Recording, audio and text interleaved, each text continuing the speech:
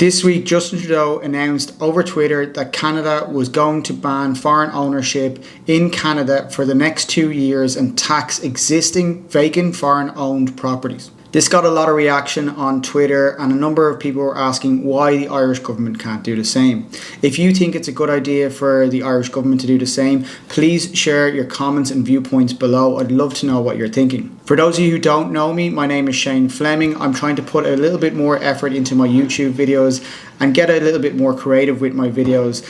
Sometimes the topics don't always allow me to be overly creative, but I am trying to learn all the time and I'm putting more and more effort into my videos. So please give this video a thumbs up and don't forget to subscribe to the channel. So can one-line tweets really solve the housing crisis, or is there more to it? So let's explore Canada's decision and see if such a decision would help Ireland in any way. Canada does face similar problems to Ireland, but to be honest, the rest of the world is dealing with rising house prices as well. By all accounts, Canada's house prices rose twice as much as Ireland's did in 2020. Relatively speaking, Ireland's price increase has been relatively low compared to other developed countries. Canada is facing a problem at the moment. A lot of wealthy Chinese people are buying property in Canada as a store of wealth. They're also keeping these properties vacant. So therefore you can understand the reason why Canada has made this decision. But would this decision have the same impact in Ireland? There are a lot of Chinese people buying property in Ireland. However, they're buying it for a different reason. They're buying it to gain access to a European visa and to stay and live in Ireland. That said, they're generally only able to buy properties or investments that are linked to social housing or social projects. They don't have the ability to keep these properties vacant. So that is one key difference between Ireland and Canada. The other key difference is Ireland is in the EU. New Zealand introduced a similar ban about 3 years ago, and they banned foreign ownership within the country. It didn't quite have the desired effects, and prices have continued to rise. In fact, New Zealand has had one of the largest price increases in home prices over the last few years. Last year alone, the prices increased by 25%. Compare that to Ireland, where in the last 12 months or last June to June, prices have only increased by about 6%. That is a far cry from New Zealand's 25%, who have banned foreign investments. New Zealand couldn't ban all foreign ownership because they had trade agreements with Australia and Singapore. Ireland is in the EU and there is free movement of people. So what would a foreign ban on ownership really mean? Realistically, it'd be very difficult to ban anyone from the EU to buying property in Ireland. On the corporate side, any REITs here in Ireland are actually set up and based in Ireland, so therefore they wouldn't be deemed to be foreign entities. Most international funds that are buying property in Ireland generally set up a company in Ireland or Luxembourg, which again is in the EU. Therefore, I do not think any ban would have any major impact. And I think any policy to ban foreign ownership would pretty much be a political PR stunt. In terms of Canada's taxing foreign owners of vacant properties, would something like this work in Ireland? Irish REITs have to be set up here in Ireland, therefore they wouldn't be seen as foreign investment. Also, looking at any of their recent shareholder reports from any of the REITs, they're nearly at 96% plus occupancy level, so vacancy levels are really low in any of the REIT funds.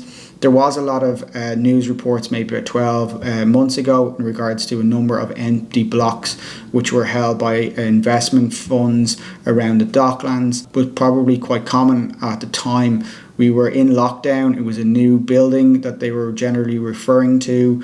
I myself had personal experience with this with some of my clients where properties became vacant in early 2021. We struggled to let them.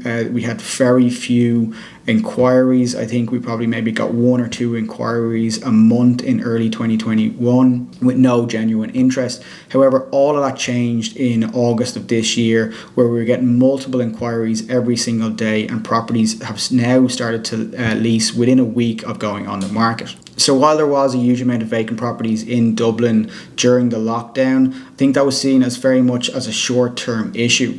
And creating a tax to tackle a short-term issue doesn't seem that it would be that effective long-term, and realistically would again be a PR stunt.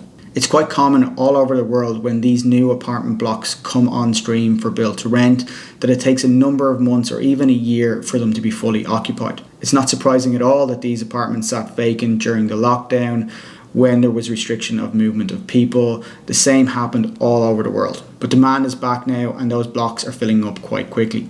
I've helped many foreign buyers buy in Ireland. Most of them are moving to Ireland for work and plan to raise a family in Ireland.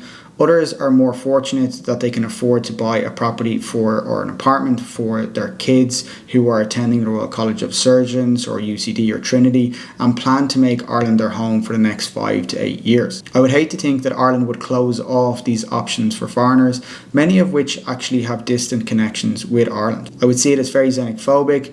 It would be a complete shame, and I would think it would be a complete cop-out to blame foreigners for the issues that Ireland are facing right now. Every story needs a villain, but it is a shame to blame foreigners. The real issue is that we need a new planning system, and a planning system that has targeted objectives in terms of the numbers of approvals they give every year. There is an obvious argument that houses should be given to Irish first, and I understand that.